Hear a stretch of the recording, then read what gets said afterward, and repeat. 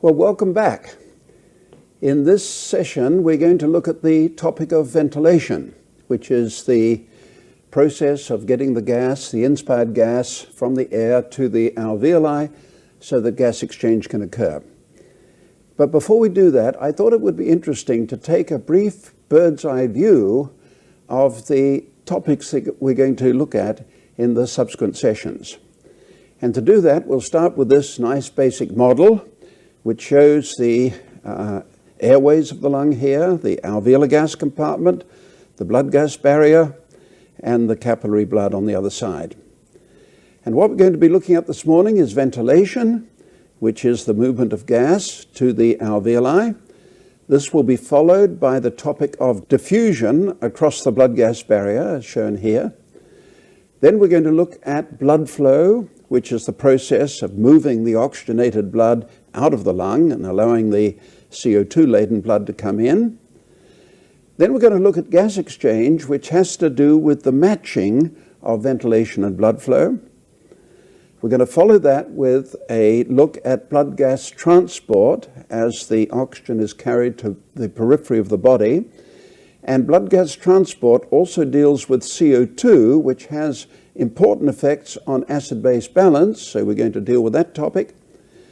Next, there'll be mechanics, which is the way the forces that support and move the lung. Then we'll look at the control of ventilation, because the oxygen and CO2 levels are measured in the arterial blood, and they're used to regulate the level of ventilation.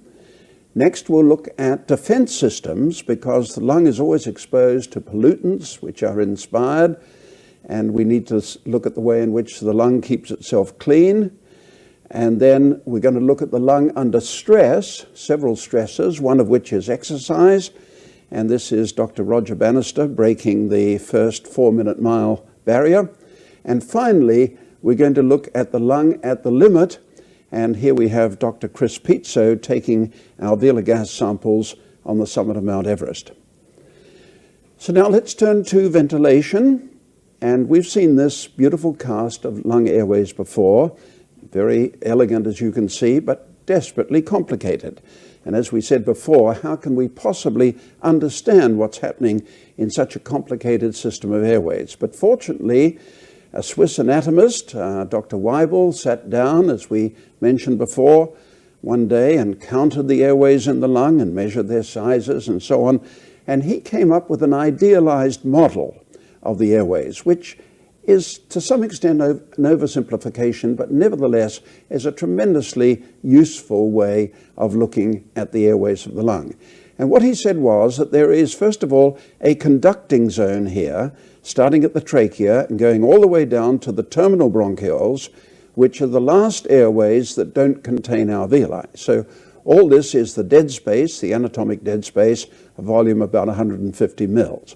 And then we get to the respiratory zone, or sometimes called the transitional and respiratory zone, which is where the alveolation starts.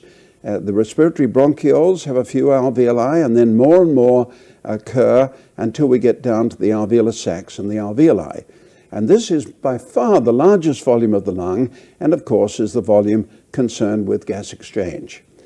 So let's look now in more detail at some of the aspects of ventilation, and I'm going to start with one of the implications of the Weibel model, which is shown here. Now, what we've got here is the total cross-section of the airways of each generation, plotted against the airway generation itself, as you can see. And the way we get this information is, first of all, we take the trachea, and we measure the cross-sectional area, and we put that point there. And then we go to the right and left main bronchi, that's the next generation. We measure the combined cross-sectional area, and we put that point in, and so on. And as you can see, the result is that over the first few generations, the cross-sectional area, total cross-sectional area, doesn't change much at all until we get to the region of the respiratory zone. And there is an enormous increase in the cross-sectional area. It's a little bit like a trumpet, where you've got a long initial part and the flaring at the end of the trumpet.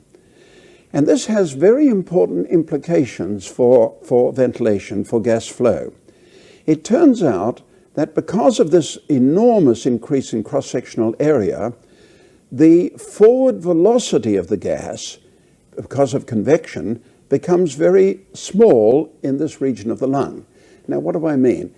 What I'm saying is that each generation of airways has the same volume of gas going through it, of course, and that when you get to an area where a region where the cross-sectional area is very large, the forward velocity of the gas by convection becomes very small. By convection, I mean the normal flow of a gas or a liquid, like pouring beer out of a pitcher, for example, as an example of convection.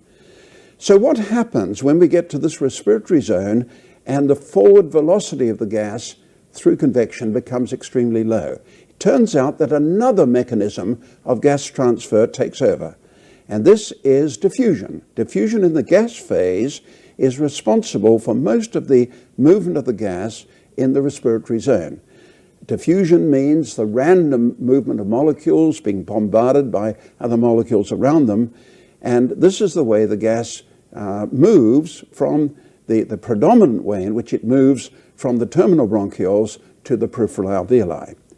Now, this has important implications in lung disease because it turns out that most of the pollutants therefore deposit in this junction here between the conducting zone and the respiratory zone. The reason is that pollutants are small particles, or aerosols as we call them, like tobacco smoke, for example. And what happens is that when the pollutants get to this region of the lung, the respiratory zone, their diffusion rate is extremely small. Although they're small particles, they're much more massive than the molecules of air. And for that reason, they're unable to traverse this region from the junction of the conducting zone and the respiratory zone to the peripheral alveoli. And a nice example of this is shown in this image here.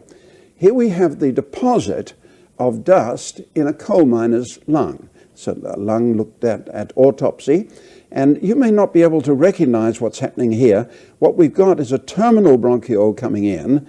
We've got the respiratory bronchioles here, and the edge of the acinus is around here. I can see it, but it's not easy for someone who's not familiar with these things to see it. And so the artist has put in a cartoon at the top to show us what's happening. And as you can see, the dust is found in the immediate vicinity of the terminal and respiratory bronchioles.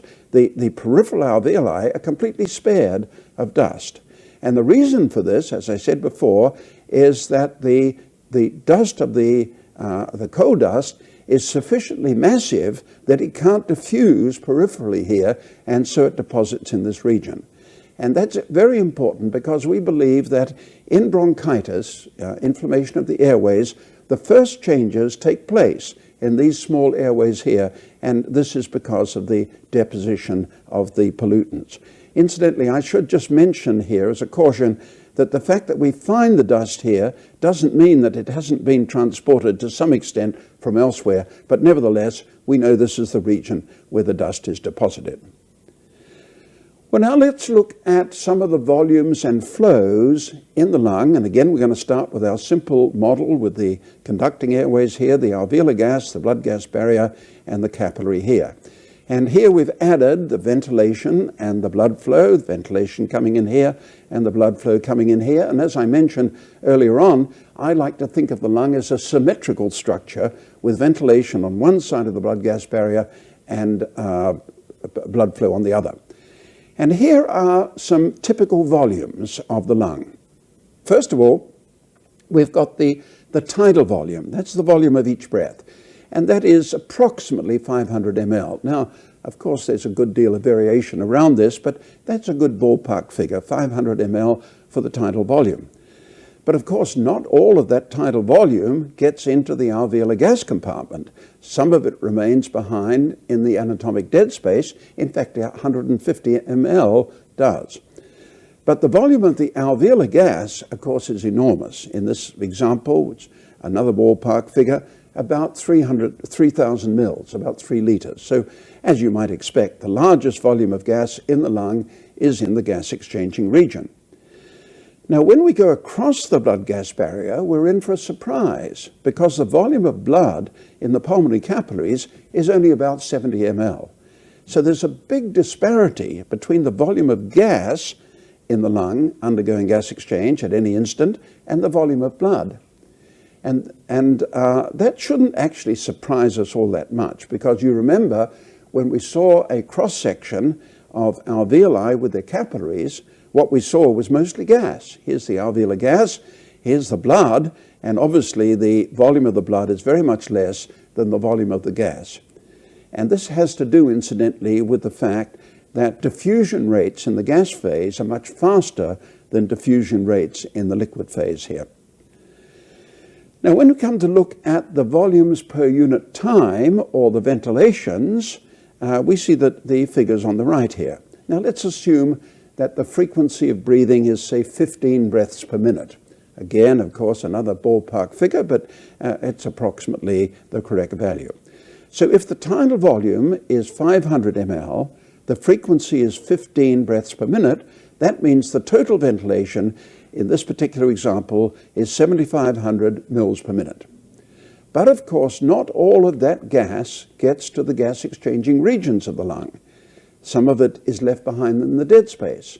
So the amount of fresh gas that gets to the gas exchanging regions per minute is going to be the tidal volume less the anatomic dead space, 500 less 150, 350 ml, times the frequency of 15, which gives us an alveolar ventilation in this example of 5250 mils per minute.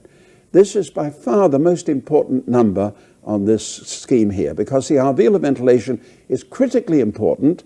It's the amount of fresh gas getting to the alveoli per minute, and a very important variable.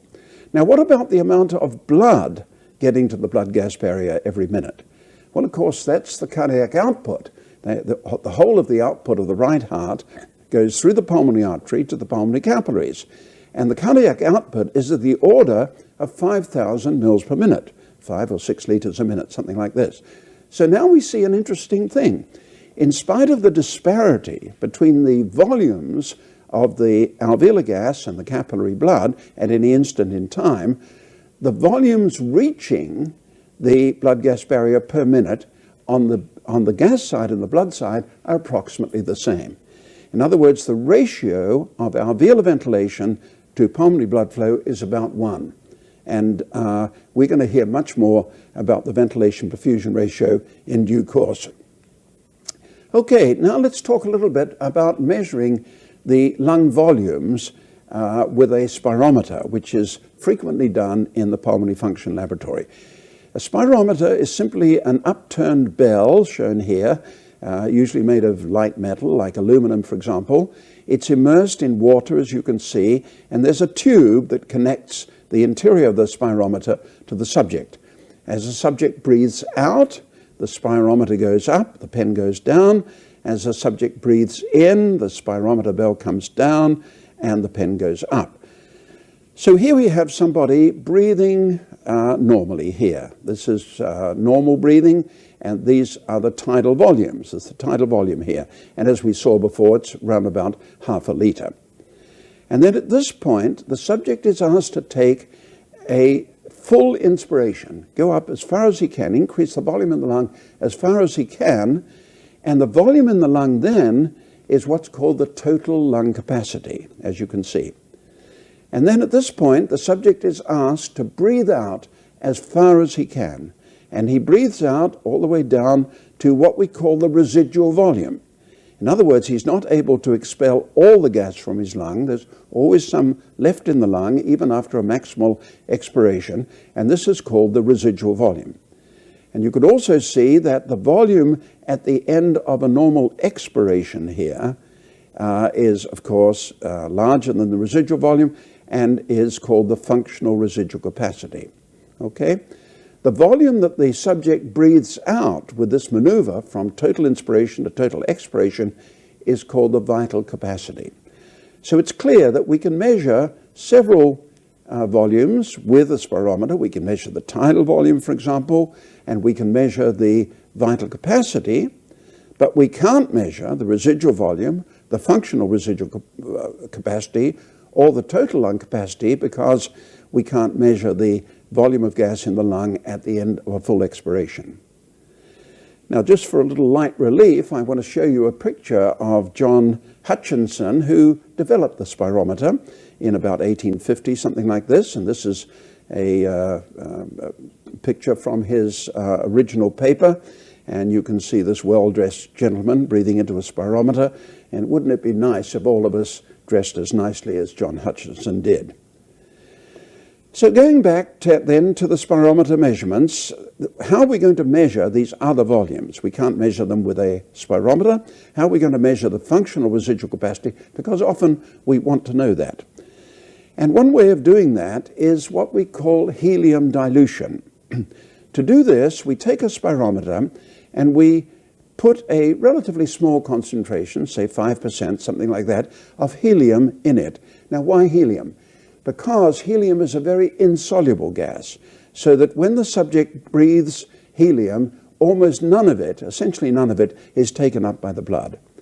So we start with a given concentration, C1 of helium in the spirometer. We know the volume of the spirometer, which we call V1, and the tap is closed at this point, and the subject is breathing through a valve box, and so he's not breathing from the spirometer. But then we open the tap, and he starts to breathe from the spirometer. And we allow him to do this until there's equilibration of the helium concentration between the spirometer and the alveolar gas. And he starts to do this at FRC, functional residual capacity. And we wait until the helium is equilibrated, evenly distributed. During that period, incidentally, we add oxygen to make up for the fact that he's consuming oxygen, and we also absorb the CO2 that he produces, so we keep the volume of the spirometer constant. And at the end of the equilibration period, we write a simple equation. We say that because no helium was lost, then the concentration times the volume that we started with here is going to be the concentration that we finish with times the initial volume, V1, plus the volume of the lung. And since he was turned in to the circuit when he was at the end of a normal expiration, that's functional residual capacity, we can easily derive the FRC from this equation. So that's a relatively simple measurement to do. It used to be used a great deal. It's not used quite so much now because we have a different method, another method of measuring these lung volumes, and I'm going to talk about it now.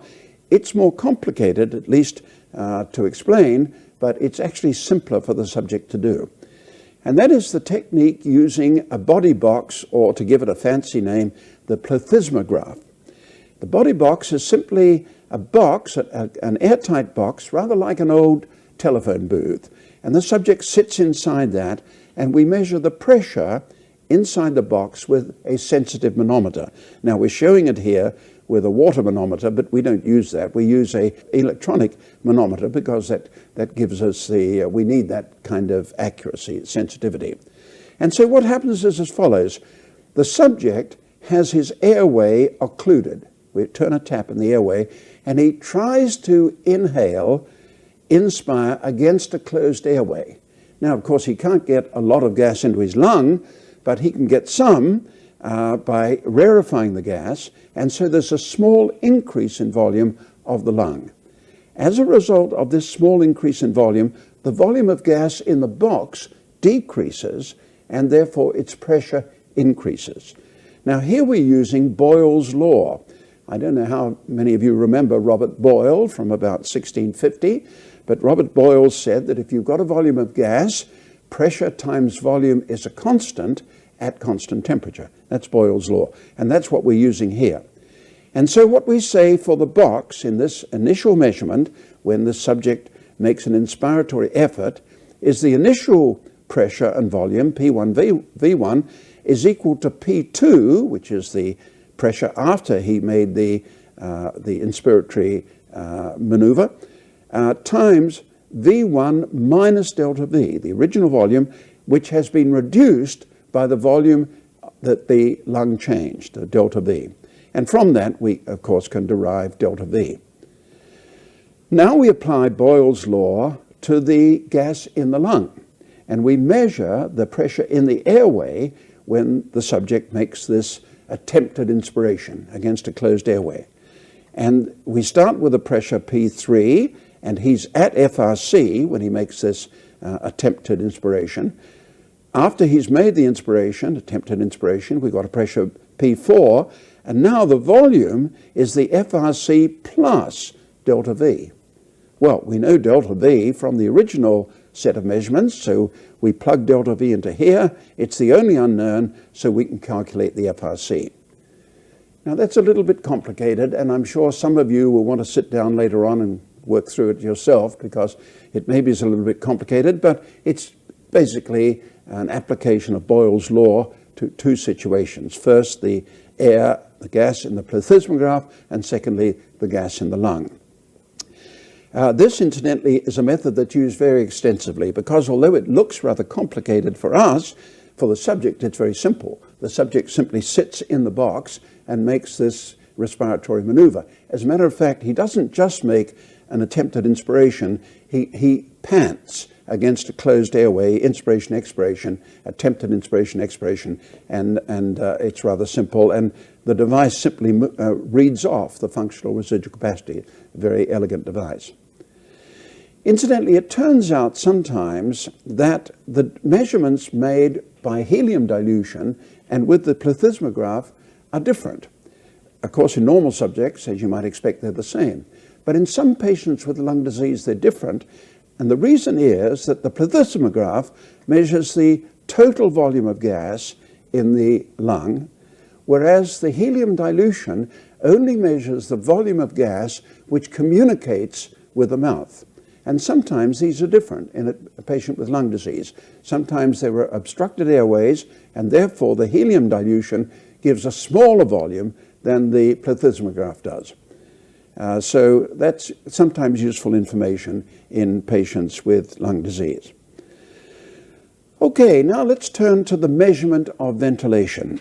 And first of all, we can think about measuring the total ventilation. Well, that's very easily done. We simply connect a subject to a valve box. A valve box is simply a device that separates the inspired and the expired gas, and we collect the expired gas over a given time, say 5 minutes or so, collect it in a big bag, then we measure the volume in the bag, and we know the time that we've measured, and so we get the total ventilation in liters per minute. That's a relatively simple thing to do. But total ventilation is not a particularly useful measurement.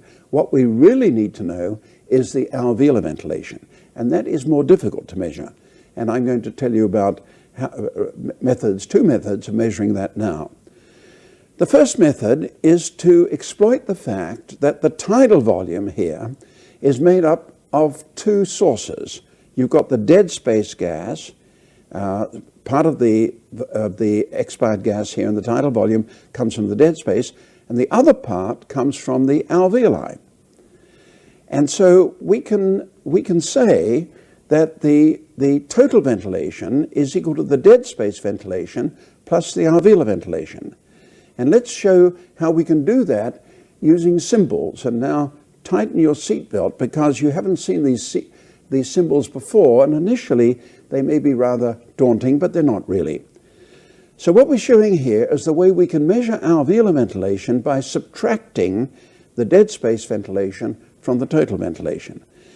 And what we're saying is that V, the volume, V stands for volume, sub T means tidal. So this is tidal volume, this is dead space volume, and this is the volume coming from the alveoli.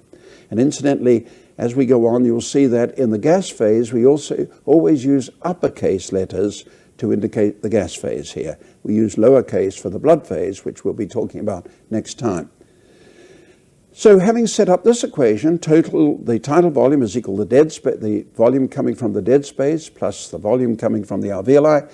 We can multiply each term by the respiratory frequency, N, number of breaths per minute, and that gives us the fact that the Vt times N, which is the total ventilation, which we conventionally indicate as V dot E, E meaning expired, that's just a convention, V dot meaning volume per unit time. And those of you who can remember back at your calculus may remember that sometimes dV by dt, the volume per unit time, is indicated by a dot over the V. It's one of the conventions. So that's the convention we're using here.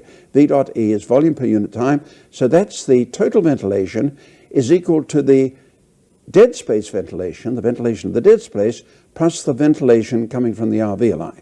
Well, we simply rearrange that, and that gives us the alveolar ventilation, an equation for alveolar ventilation. Now, you may say that looks like a very simple thing to do, and it is, except that it's not so easy to measure the volume of the dead space. The volume of the dead space actually doesn't change all that much, and you can predict it reasonably well sometimes, but even so, it's somewhat messy to assume that. And we have another method of measuring alveolar ventilation, which is extremely important, although a little bit complicated at first. And let me introduce it this way. This shows the same diagram as we had before, but it makes a slightly different point. The point it makes is that all of the CO2 in the expired gas comes from the alveolar compartment. Okay? As we said before, the volume of the tidal volume, the expired tidal volume, comes both from the dead space and from the alveolar compartment. But, of course, the dead space doesn't contain any CO2. You may say, why? Well, because the dead space contains the inspired gas from the previous breath left behind in the dead space. There are no alveoli in the dead space, no gas exchange. Indeed, that's why it's called dead. And so there's no CO2 here. So all the CO2 in the expired alveolar gas comes from the alveolar compartment. And that allows us to set up an equation, again, tighten your seatbelt a bit, allows us to set up an equation here. And what we're saying is all the expired CO2 comes from the alveolar gas. So the volume of CO2 per minute exhaled, V dot CO2, volume per unit time, is equal to the alveolar ventilation times the percentage concentration of CO2 in the expired gas.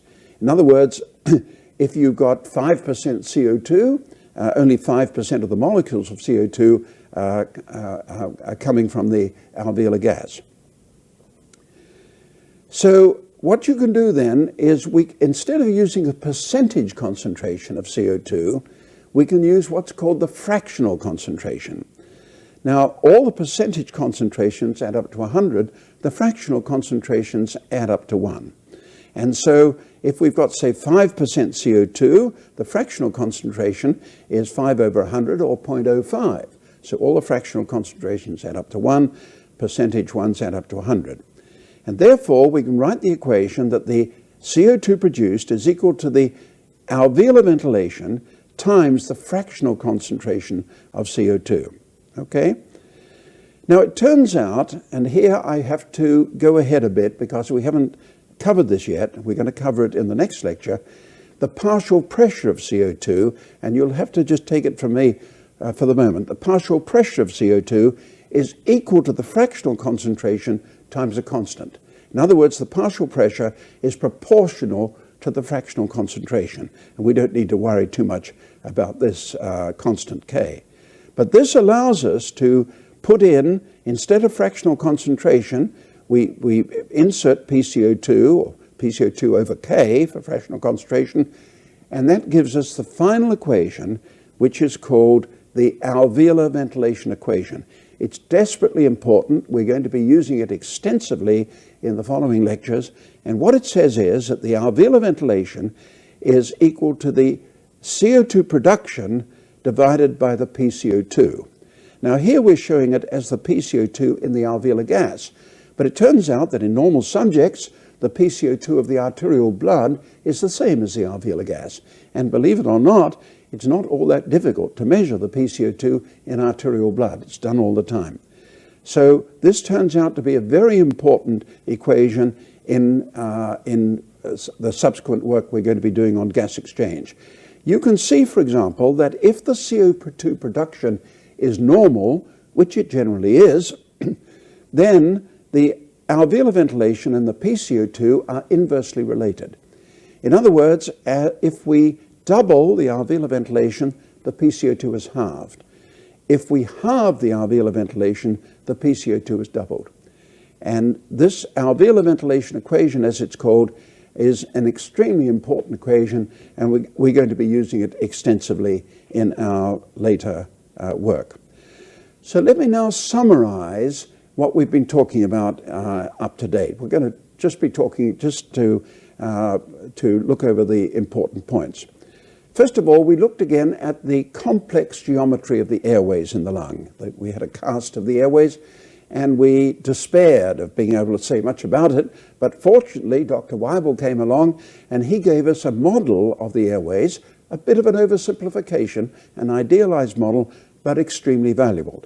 And one of the things that it showed us is that the cross-sectional area of each generation of airways increases greatly as we go towards the alveoli.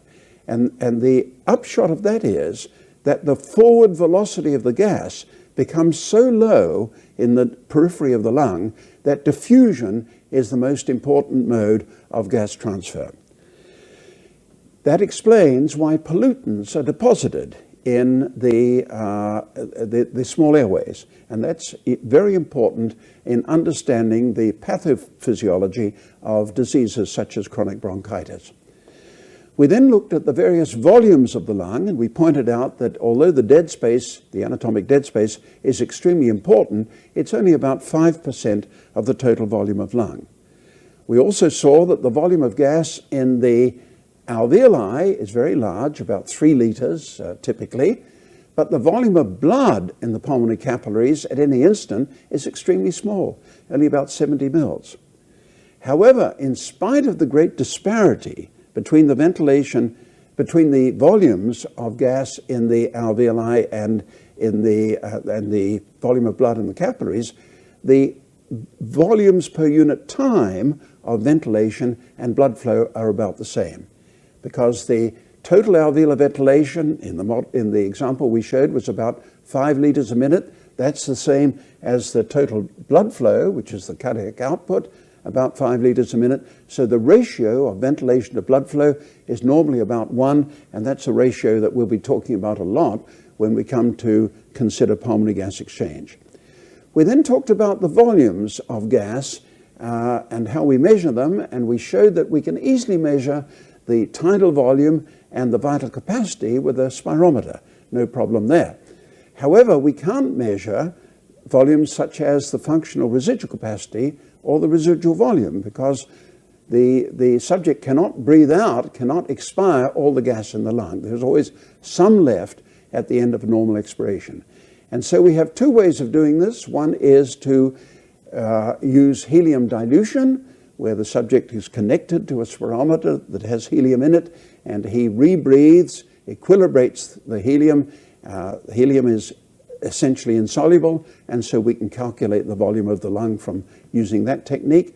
The other technique was plethysmography, or using a body box, where the subject makes inspiratory efforts against a closed airway, and using Boyle's law, we're able to calculate the FRC. And that turns out to be a very important technique used in the pulmonary function laboratory. And finally, we talked about the measurements of ventilation, volumes per unit time. We pointed out that total ventilation is easy to measure. We just collect all the expired gas over a period of 5 minutes or so and measure its volume. Alveolar ventilation is more difficult to measure.